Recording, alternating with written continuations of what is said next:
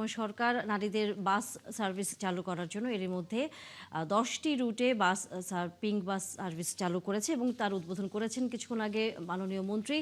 আমরা সেই বিষয়ে বিস্তারিত জানবো। আমাদের সহকর্মী সাজিদ সরকার যুক্ত হচ্ছেন আমাদের সাথে। সাজিদ, আমরা এখন পর্যন্ত সংবাদে বলছিলাম যে ঢাকা সহ বগুড়া এবং চট্টগ্রামে বাস সার্ভিসটি চালু হবে এবং আজকে থেকে আনুষ্ঠানিকভাবে এর উদ্বোধন এবং যাত্রা শুরু হচ্ছে। বলা হচ্ছে যে বিকালে যদি যাত্রী পাওয়া যায় তাহলে এটি আনুষ্ঠানিকভাবে পুরো দমে চলবে, না হলে আগামীকাল থেকে এই সার্ভিসটি সাধারণ মানুষ পাবেন। কি ধরনের সুবিধা থাকছে এবং একই সাথে ভাড়ার কোনো ধরনের পরিবর্তন আসছে কিনা এই বিষয়ে একটু জানাবেন আমাদের।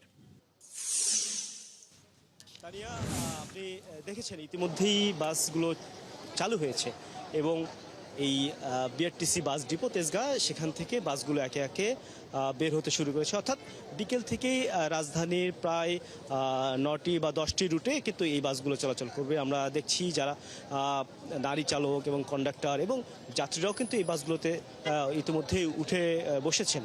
যাত্রী বলতে যারা এই প্রোগ্রামে অংশ নিয়েছিলেন সেই সমস্ত যাত্রী। আর ভাড়ার বিষয়ে যেটি ইতিমধ্যে যে ভাড়াটি বিআরটির পক্ষ থেকে নির্ধারণ করা রয়েছে সেই নির্ধারিত ভাড়াই কিন্তু তাদের জন্য রাখা হয়েছে। একই সাথে এখানে তাদের জন্য টিকিটিং ব্যবস্থা চালু রয়েছে। অর্থাৎ কোনো যাত্রী ইচ্ছে করলে সেটি টিকিটিংয়ের মাধ্যমে তিনি রেগুলার সেই ভাড়া দিয়ে কিন্তু চলাচল করতে পারবেন। এবং প্রত্যেকটি স্টপেজ এবং রাজধানীতে প্রায় 114টি স্টপেজ থাকবে। এই স্টপেজগুলোতে টিকিটের কাউন্টারের ব্যবস্থা থাকবে। সেখান থেকে এই নারী যাত্রীরা তারা স্বাচ্ছন্দ্যে প্রতিটি বাসে তারা সময় মতো দাঁড়ালেই কিন্তু এই বাসগুলো পাবেন। যেহেতু রাজধানীর প্রতিটি একেবারে ঢোকার পয়েন্ট অর্থাৎ যাত্রাবাড়ি, গাবতলী, আবদুল্লাপুর এই সমস্ত প্রত্যেকটি রুট অর্থাৎ একই সাথে মিরপুর 10 এবং মিরপুর 1 এই রুটগুলো থেকে প্রায় 9টি রুট রয়েছে। সেই 9টি রুটে কিন্তু চলাচল করবে।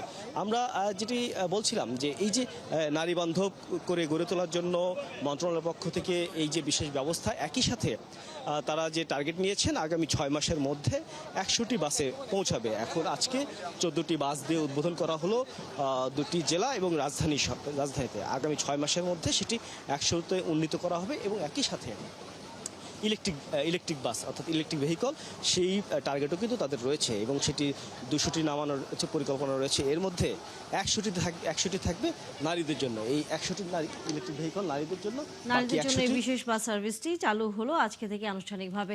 আমরা ফিরবো আবারও নিশ্চয়ই সাজিদ সরকার আপনার কাছ থেকে সাধারণ মানুষের এবং নারীদের যাত্রীদের আসলে খবরাখবর জানবার জন্য। দর্শক, সহকর্মী সাজিদ সরকার ছিলেন আমাদের সাথে।